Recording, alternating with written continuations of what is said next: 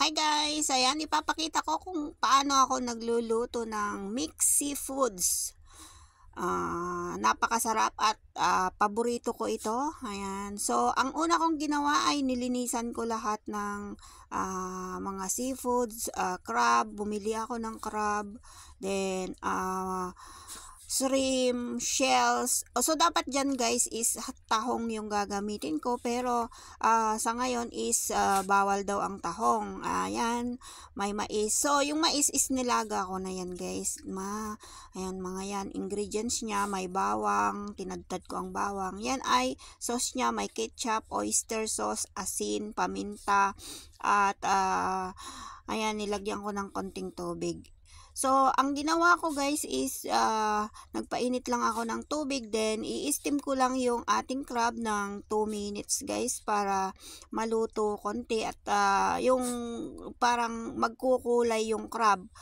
Tapos, yung shrimp lang ay pinakuluan ko lang din ng 2 minuto. Yan. Huwag masyadong luto kasi iluluto pa naman yan mamaya. Yung ating shell naman ay pinakuluan ko lang din ng hanggang magbubukas siya. So, may mga malalaki, maliliit. So, hindi pare-pareho yung pagkabukas ng ating shell. Pero, okay lang naman kasi iluluto pa naman mamaya. Magbubukas din yan. So, ayan, hinango ko yung ating shell na. Mga 3 minuto lang yan guys na ipinakulo sa may mainit na tubig.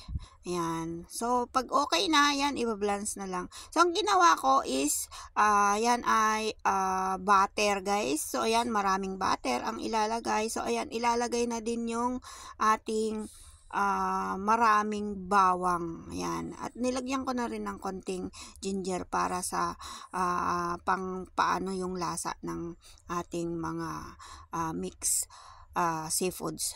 So yan, hanggang mag golden brown lang siya guys. Then nung nag golden brown, nilagay ko na din yung ating onion.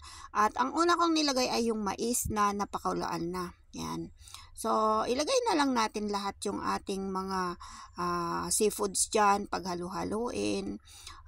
Yan. So kung makikita nyo naman, sobrang parang ang sarap. Ayan, nagugutom na tuloy ako. Yan, yung ating shrimp. Yung shrimp guys is fresh pa yan na nabili ko.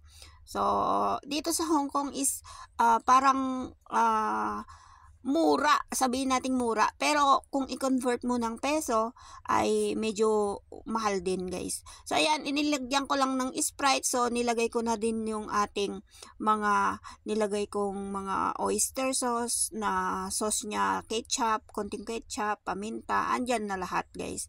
So, ayan, wag na natin lalagyan ng tubig. Ayan.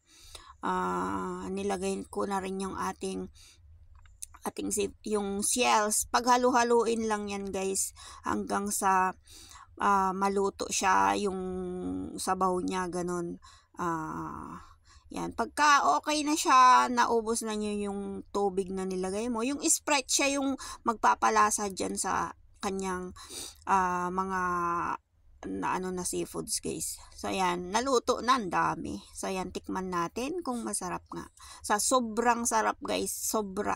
Naubos namin lahat yan, 4 lang kaming kumain. So ayan, thank you for watching. Bye bye. Sana may natutunan kayo at magluto na din kayo. Ayan, thank you.